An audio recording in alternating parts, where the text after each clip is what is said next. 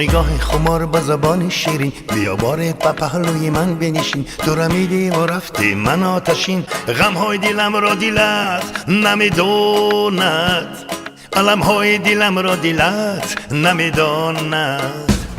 با کجای روم توی در نظرم، تبسم های گرمی تو پیش برم، انتظار تو از شام تا سحرم، غم های دلم را دلت نمیداند، علم های دلم را دلت نمیداند، غم های دلم را دلت نمیداند، علم های دلم را دلت نمیداند.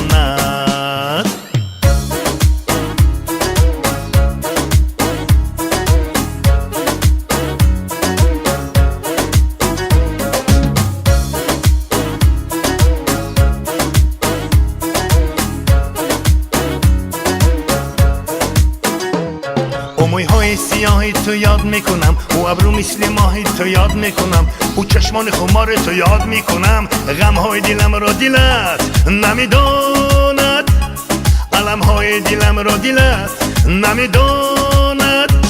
او مقامهای شوخی تو یاد میکنم، او غمها و دوغی تو یاد میکنم، او گپهای دروغی تو یاد میکنم، غمهای دلم را دلت نمیداند، علمهای دلم را دلت نمیداند.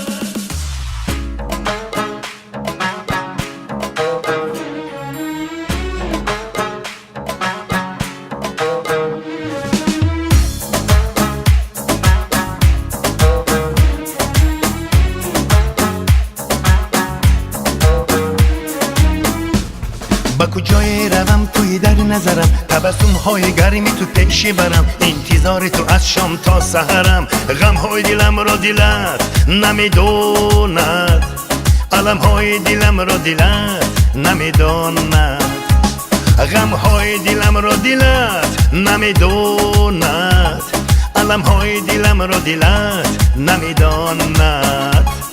نه نه نه نه نه نه نه نه نه نه نه نه نه نه